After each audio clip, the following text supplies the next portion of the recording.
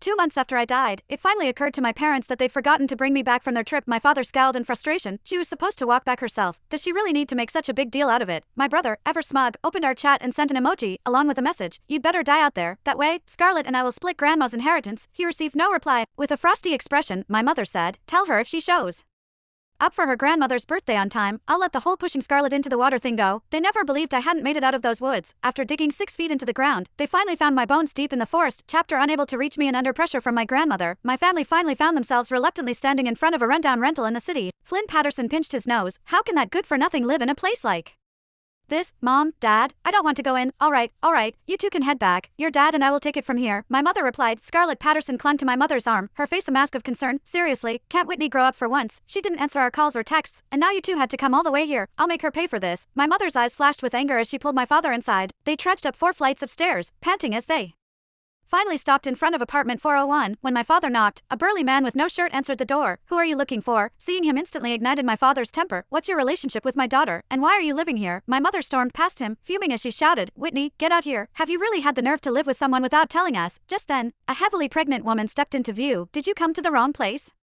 We've been living here for 2 months now, she said. My mother's impatience was evident. This is the address my daughter, Whitney, gave us. How could we be wrong? The middle-aged man, frustrated by my mother's refusal to listen, shoved her out of the way. Get lost. You don't even know where your own daughter lives, and you dare call yourselves parents. Suddenly, the pregnant woman chimed in. Is Whitney the previous tenant? The landlord said she owed a month's rent and couldn't be reached, so he took the place. Hearing this, my mother's brows shot up in anger. She moved out without a word. Well, this was a pointless trip. What an ungrateful daughter. Just as they were about to leave in a huff, the landlord returned. Upon learning that they were my parents, he immediately began demanding rent. You need to pay her back rent now, and get her stuff out of here, so it doesn't take up my space. My parents, skeptical, followed the landlord to the storage room where my things were kept.